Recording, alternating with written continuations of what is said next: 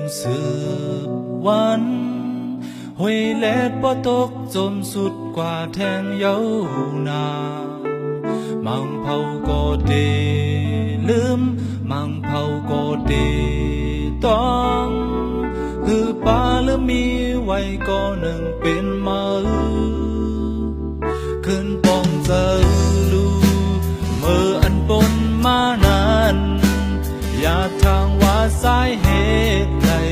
ราสุนตูหังเกวพองยังตึกขัดเจ้านาน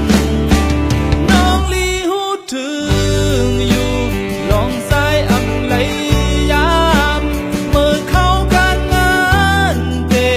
จากคนดังน้ำนั้นน่าเจอใจเคยเป็นลองวนเหมือนกันก้อยอันมีระยามสุด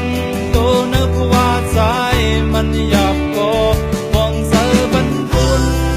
พอดกลางเสือนั้นเลย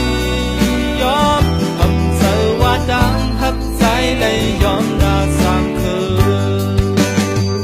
มังปกมังเลยซ้ำอยู่เหมือนห่างเงาไว้โหเสือย้อนมาลองเสือถึงวันหลังมังเขาก็ดีลืม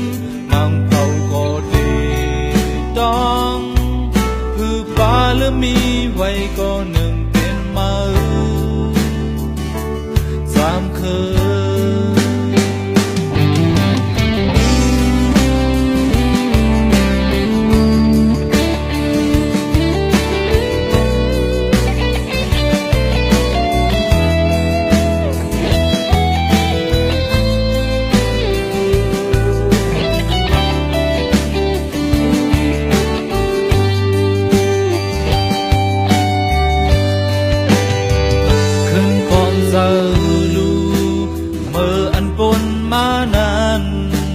อย่าทางว่าสาเห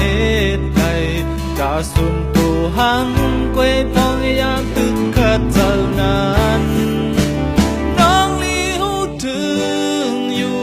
ลองใจอำเลยยามเมื่อเข้ากันงานเตะจากคนตั้งน้ำนั้น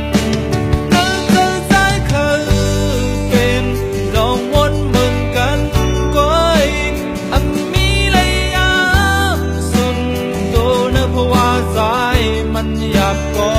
มองเสือบรรพุนพอดกลางเสือนั้นเลย